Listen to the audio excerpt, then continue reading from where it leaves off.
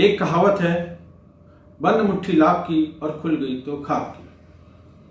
आज हम एक कहानी सुनते हैं। कहानी इस प्रकार से है कि एक राजा जी घोषणा करवा देते हैं कि वो मंदिर में पूजा अर्चना करने के लिए 1 तारीख को आएंगे।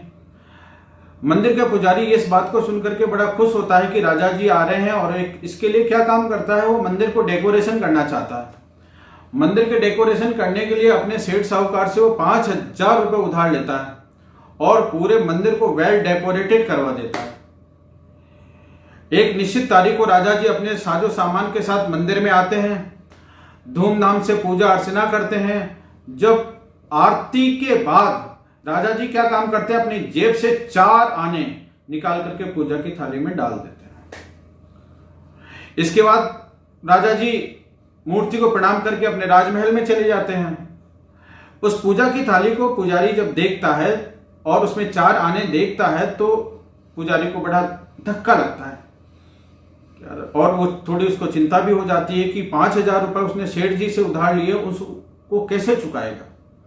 और उसको उम्मीद भी ये थी कि राजा जी आए हैं तो मंदिर में कुछ अच्छा कुछ दे के जाएंगे, लेकिन उसकी आशाओं पर थोड़ा पानी फिर जाता है। अब होता क्या है कि पुजारी अपनी सूझबूझ से काम लेता है।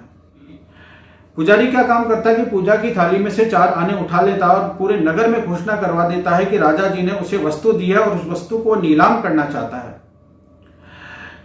नगर के जितने भी लोग थे उनको लगता है कि राजा जी ने इसको कोई बहुमूल्य वस्तु दी है। आखिर राजा जी के द्वारा गिफ्ट की गई है तो कोई इंपॉर्टेंट चीज तो होगी, बहुमूल्य वस्तु तो होगी सही। गांव के लोग आकर के उसकी बोली लगाना चालू कर देते हैं।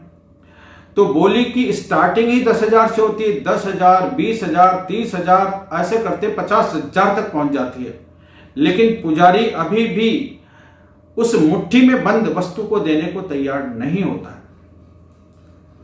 और यह खबर राजा जी को पता चल जाती है कि वहां की अमुक मंदिर का जो पुजारी है, जहां आप पूजा अर्चना करने गए थे, आपने जो चीज दी है उसकी बोली 50,000 तक पहुंच गई है।